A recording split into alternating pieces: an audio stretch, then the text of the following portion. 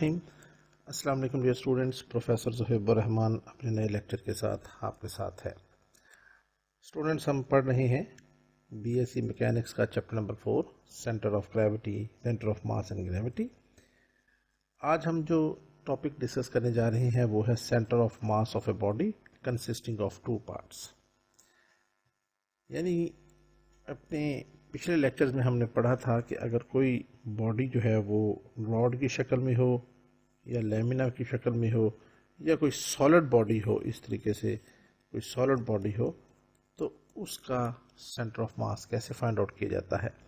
आज हम पढ़ेंगे कि अगर कोई दो बॉडीज़ हैं, एक बॉडी ये है और दूसरी बॉडी जो है वो ये है, दो बॉडीज़ हों, इस बॉडी का अपना एक मास होगा, उसको हम, ये बॉडी m1 होगी तो ये बॉडी m2 होगी।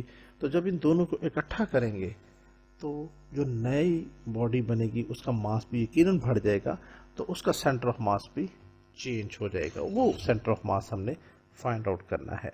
इसी तरह आज के लेक्चर के दूसरे हिस्से में हम ये पढ़ेंगे कि अगर हमारे पास कोई एक बॉडी हो, ऐसे एक सॉलिड बॉडी है और उसमें से हम इतना हिस्सा निकाल दें तो जो बाकी अब पोर्शन बच जाएगा, जिसको मैं ये लाइनों से ड्रॉ कर रहा हूं,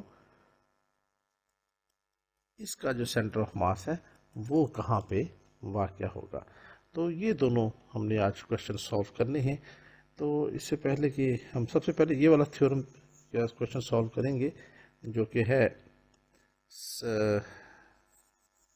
centre of mass of a body consisting of two parts. ठीक है जी, ये हमारे पास फर्ज की एक बॉडी है और इसके दो हिस्से हैं। ये हिस्सा, इसको हम एक लाइन भी ड्रॉ कर देते हैं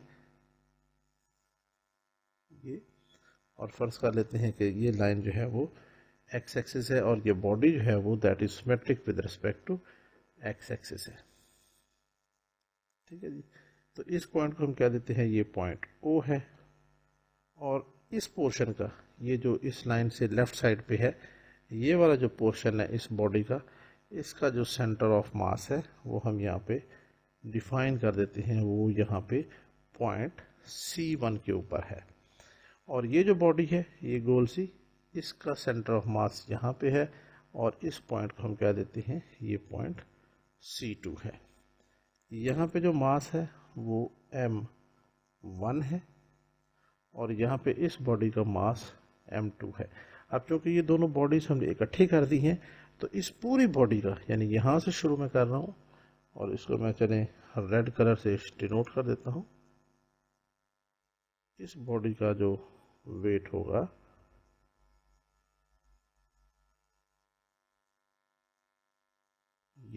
ये वाली जो बॉडी है, इसका वेट हमने बताना है कि वो उसका सेंटर ऑफ मास कहाँ पे आएगा। तो इसको हम लिख लेते हैं। यहाँ पे हम कहते हैं कि late C1 and C2 be the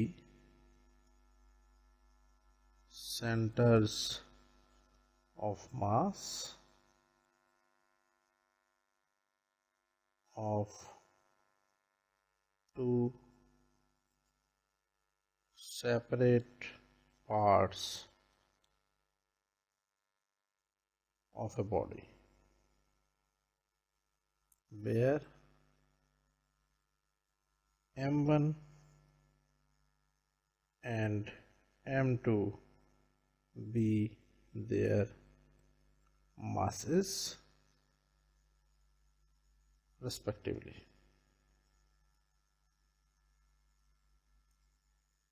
ठीक है जी, अब हम कहते हैं कि अगर ये सारे दोनों वेट इकट्ठे कर दिए जाएं तो यहाँ पे एक और वेट बनता है, इसको हम इस यहाँ पे रेड से शो कर देते हैं और इस पूरी बॉडी का, इस पॉइंट से लेके इस पॉइंट तक, ये पूरी बॉडी का जो वेट है, सॉरी जो मास है, वो यहाँ पे इसका सेंटर ऑफ मास बनता है पॉइंट C के ऊपर और यहाँ पे जो उसका वेट होगा या जिससे मास होगा वो कंसंट्रेट करेगा, इन दोनों का सम हो जाएगा m1 प्लस m2।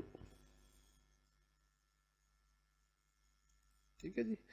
तो हमने यहाँ पे लिखा कि late C be the center of mass of the whole body with mass, मास क्या होगा m1 प्लस m2। ठीक हो गया जी।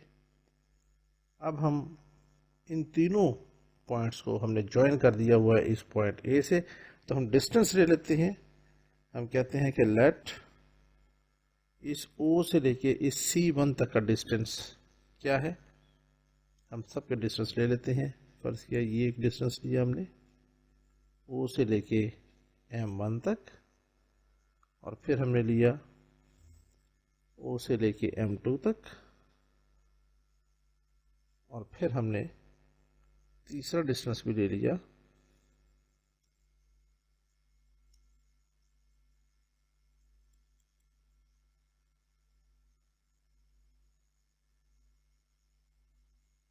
O से लेके C तक। ठीक है जी। अब हम इनको नाम दे देते हैं। हम फर्ज कर लेते हैं कि O से लेके C तक, O से लेके C2 तक और O से लेके C तक, इनके डिस्टेंसेस किसके बराबर हैं? O से लेके C1 तक ये हो जाएगा x1 हमने फर्ज कर लिया। O से लेके C2 तक इसको हमने कह दिया ये x2 है, और यहाँ O से लेके C तक ये जो डिस्टेंस बन रहा है इसको हमने सिंपल x कह दिया। तो अब हम यहाँ पे इसको लिख भी देते हैं। हम कहते हैं लेट O से लेके C तक this distance is equal to x, बल्कि x बार, इसको हम x बार कर देते हैं क्योंकि सेंटर ऑफ ग्रेविटी जो है वो सेंटर ऑफ मास जब हम x बार से डिनोट करते हैं अगर ये अलॉन्ग x एक्सिस हो जैसा कि इस केस में है, और या फिर हम इसको शो करते हैं y बार से in case it is along the y axis हो। तो ये x बार कर दिया, और O से लेके C1 तक इसको हमने लिख दिया x1, एंड O से लेके C2 तक इसको हमने लिख दिया x2 के बराबर है। अब हम देखें यहाँ पे हम मोमेंट ले लेते हैं with respect to this point O। तो फिर क्या बनता है? हम कहते हैं टेकिंग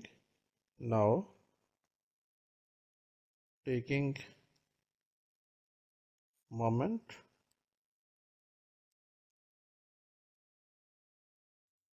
अबाउट O। तो फिर क्या होगा? सबसे पहले देखें आप,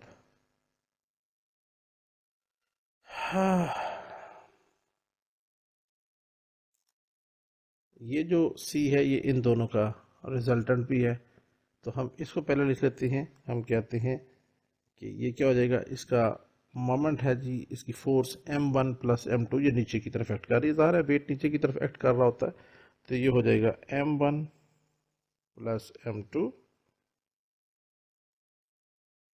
और इनटू परपेंडिकुलर डिस्टेंस O से लेके C तक OC।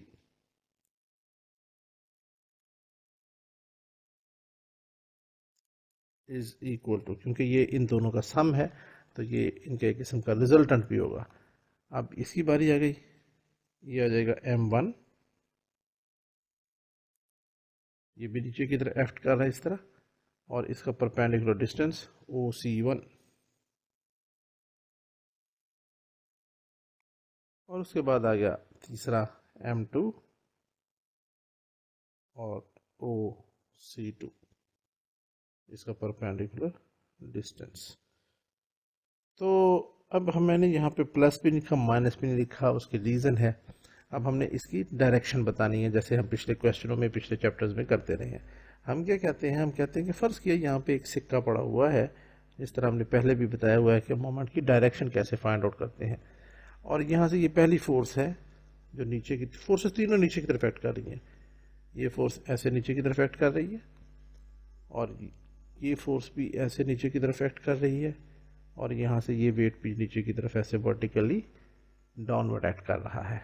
तो अब अगर मैं इस फोर्स को यहाँ इस तरफ ले जाऊँ, ऊपर से ले आऊँ, और इस तरह इस जगह पे जैसे ये टच करेगी, तो यहाँ पे जो सिक्का पड़ा हुआ है वो इस डायरेक्शन में, यानी क्लॉकवाइज डायरेक्शन में रोटेट करना शुरू कर देगा।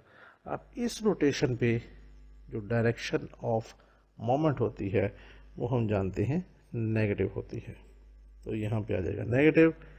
अब ये बाकी फोर्सेस भी सारी बिल्कुल सेम इसी पैटर्न पे हैं, और जैसे ही यहाँ पे पहुँच कर टकराएंगी, जैसे ये वाली फोर्स है, इसको यहाँ पे लाए, यहाँ पे पहुँची, तो ये भी इस सिक्के को क्लॉकवाइज डायरेक्शन में रोटेट करवाएगी, तो ये भी माइनस हो जाएगा और यहाँ पर भी माइनस आ जाएगा। तो अब हम इसको सॉल्व कर लेते हैं आगे फर्दर। यहाँ से आ जाएगा हमारे पास माइनस m1 प्लस m2, और OC हमारे पास है x के बराबर, x बार के बराबर। यहाँ से माइनस माइनस माइनस कॉमन ले लिया, बाकी हमारे पास रह गया m1 OC1, ये हमारे पास x1 के बराबर है, प्लस m2 x2 हो जाएगा। अब यहाँ से ये माइनस और ये माइनस, ये दोनों प्लस हो जाएंगे, और अगर x हमें निकालना हो तो ये क्या हो जाएगा, x bar is equal to m1 x1 plus m2 x2 divided by m1 plus m2।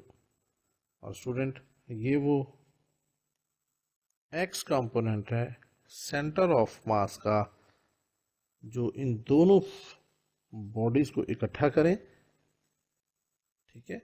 तो जो नई बॉडी और नया मास वजूद में आता है, इसको और इसको, इन दोनों को इकट्ठा किया, C1 C2 को, दो बॉडीज को, तो जो नया मास वजूद में आया उसका सेंटर C था, उसका मास m1 प्लस m2 था, और उसका जो x कंपोनेंट आएगा वो इसके बराबर आएगा। अब अगर कोई बॉडी है वो अलोंग सिमेट्रिक है with respect to y axis, तो फिर वो क्या आ जाएगा, for y axis, for symmetry with respect to y axis, y bar हमारे पास आ जाएगा m1 y1 plus m2 y2 divided by m1 plus m2। ये हमने दो रिजल्ट निकाल लिए।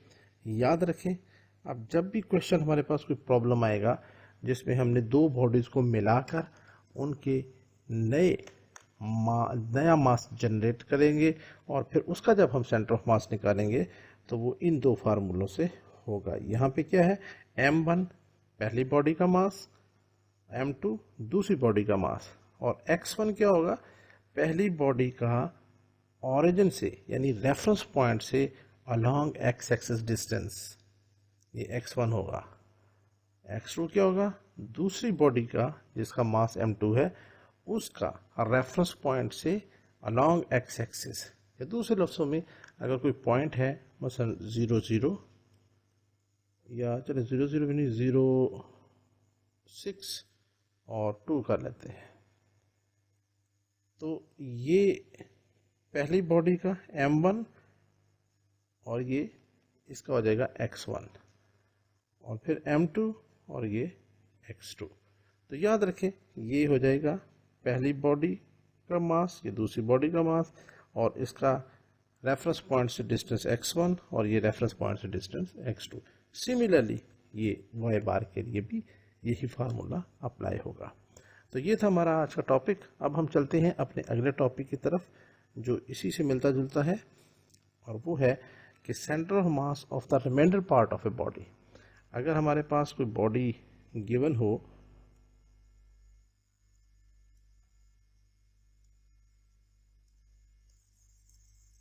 ठीक है जी। और उसका कुछ हिस्सा हम उसमें से निकाल दें। फर्ज किया ये हमारे पास एक बॉडी है और उसमें से हमने ये हिस्सा निकाल दिया है, तो ये जो बाकी बॉडी बच जाएगी उसका सेंटर ऑफ मास क्या होगा, ये हमने अब इस वक्त बताना है। हम क्या करेंगे, हम कहते हैं कि फ़र्ज़ किया ये एक बॉडी है, कैपिटल बड़ी बॉडी, और यहाँ पे उसका सेंटर ऑफ मास है। तो मैं इसको क्या कर लेता हूँ, थोड़ा सा इसको डिलीट करके ना मैं दोबारा बना लेता हूँ, थोड़ी सी इतनी अच्छी बनी नहीं है, तो ये कर लेते हैं ऐसे, और यहाँ से इतना हिस्सा हमने इसमें से डिलीट कर दिया।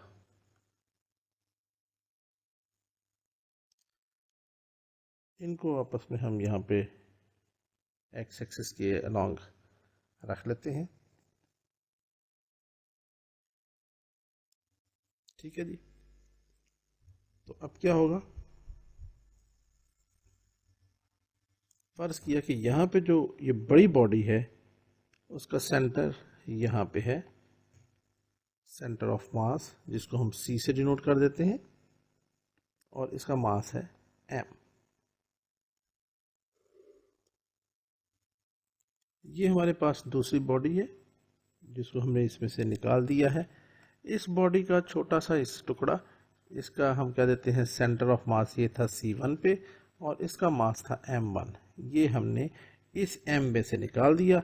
जब इस m में से ये निकाल दिया तो फिर ये जो बाकी बॉडी बच गई उसका सेंटर ऑफ मास यहाँ से शिफ्ट होकर फर्ज किया कि यहाँ पे आ गया।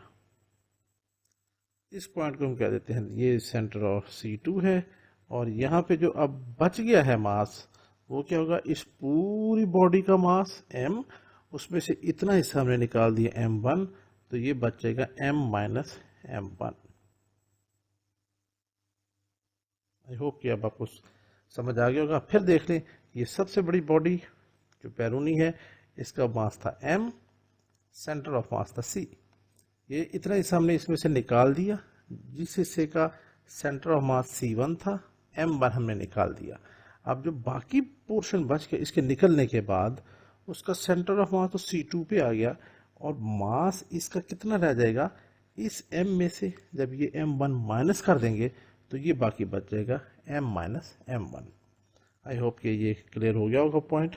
ये पॉइंट हमारे पास O है, ओरिजिन, और यहाँ से हम कुछ डिस्टेंसेस निकाल लेते हैं। हम फर्ज कर लेते हैं कि O से लेके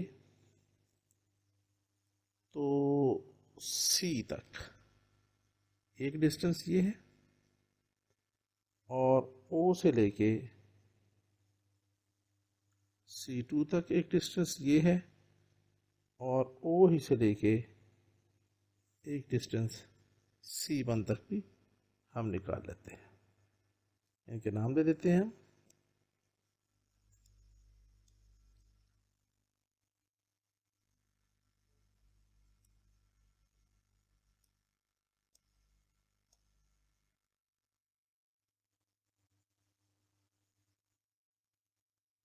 तो आइए इसके नाम रख लेते हैं। इसका नाम रख लिया हमने, ये आ जाएगा x, इसका नाम हमने रख लिया O से लेके C1 तक x1, और ये हो जाएगा O से लेके C2 तक x2। ठीक हो गया जी। तो ये हमारे पास सारी सिचुएशन बन गई। अब हम यहाँ पे लिख भी लेते हैं। हम कहेंगे कि लेट कंसिडर, ये जो भी है, कि late C be the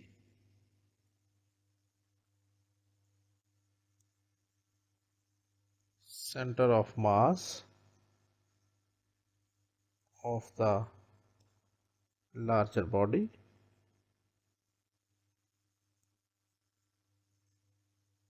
and C1 be the mass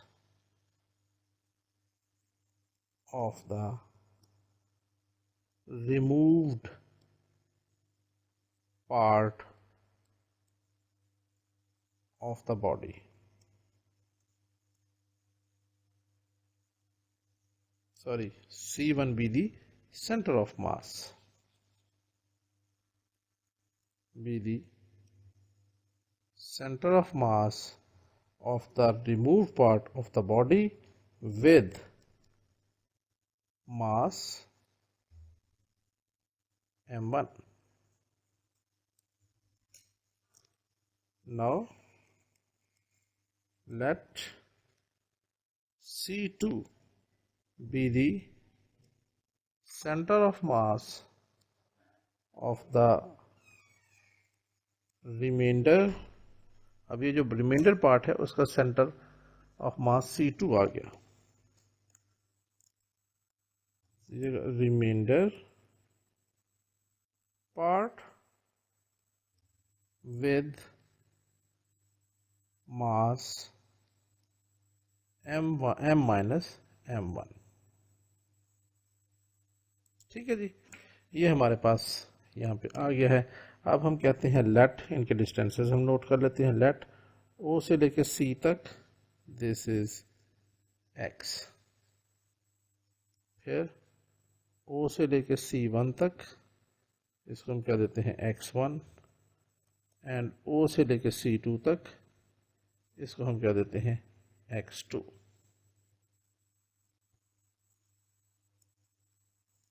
अब हम पिछले केस की तरह यहां पर भी मोमेंट ले लेते हैं. Now taking moment about O, तो क्या हो जाएगा. पहले नंबर पे ये m जो है वो एक्चुअली C1 और C2 दोनों का और रिजल्टेंट है. तो हमने लिखा पहले m, इसकी फोर्स है m, जो ऑफ कोर्स नीचे की तरफ एक्ट कर रही है. m मास नीचे की तरफ एक्ट कर रहा है. यहाँ पे m माइनस m1 मास नीचे की तरफ शिफ्ट एक्ट करेगा और यहाँ पे m1 नीचे की तरफ एक्ट करेगा. तो वेट है, ये मास है, ये नीचे की तरफ एक्ट कर रहा है. तो यहाँ से ये फोर्स m और ये परपेंडिकुलर डिस्टेंस OC, हमने लिखा m into OC is equal to, फिर इसकी बारी आएगा, सॉरी इसकी बारी लिख लेते हैं m1 और परपेंडिकुलर डिस्टेंस OC1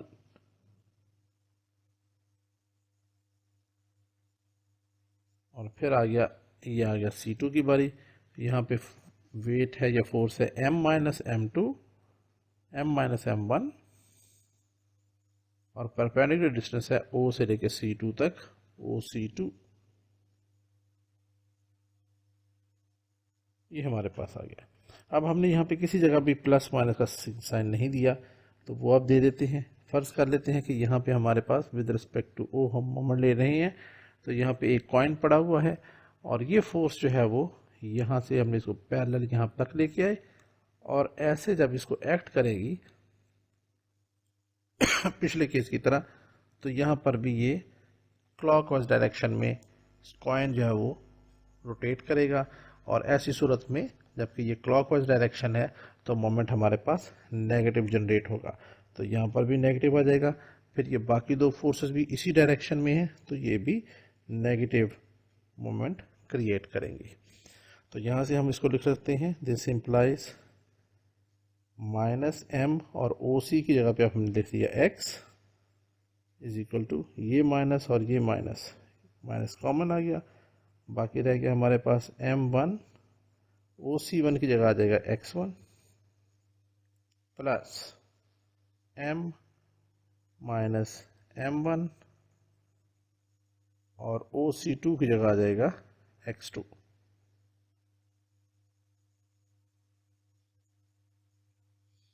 तो अब यहां से हमारे पास क्या आ जाएगा, ये माइनस माइनस प्लस हो गया. हमने निकालना है ये वाला रिमाइंडर पार्ट. रिमाइंडर पार्ट याद रखें, यानी रिमाइंडर पार्ट कौन सा है, इस पूरे में से ये C1 निकल चुका है तो C2 बाकी रह गया है, ये हमने मालूम करना है. तो C2 मालूम करने के लिए, यानी दूसरे लफ्ज़ों में x2 हमने मालूम करना है.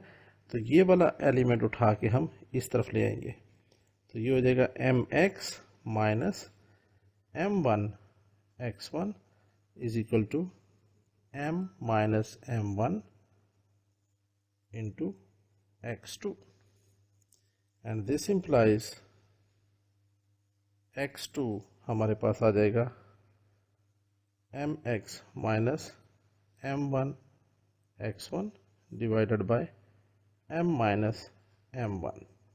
और स्टूडेंट ये वो रिमेंडर पार्ट है जिसका हमने सेंटर ऑफ मास मालूम करना था। सिमिलरली अगर ये बॉडी जो है वो सिमेट्रिक हो with respect to Y axis और हमें वाई का भी कोऑर्डिनेट मालूम करना हो तो वो हम मालूम कर लेंगे सिमिलरली करके। सिमिलरली y2 हमारे पास आ जाएगा M Y minus M one Y one divided by M minus M one. तो इस तरीके से स्टूडेंट हम ये इन फार्मूलों के ज़रिए इस तरह के क्वेश्चन सॉल्व करते हैं। आगे चल के हमें काफ़ी सारे क्वेश्चन इस तरह के करने पड़ेंगे जिसमें इन फार्मूलों की एप्लीकेशन होगी। आपको लेक्चर पसंद आया है तो अपनी कमेंट्स में ज़रूर बताइएगा, चैनल को लाइक कीजिएगा, दोस्तों से शेयर कीजिएगा। इंशाल्लाह मिलते हैं बहुत जल्द अपनी नेक्स्ट क्लास में। जब तक के लिए इजाज़त, अल्लाह हाफिज़।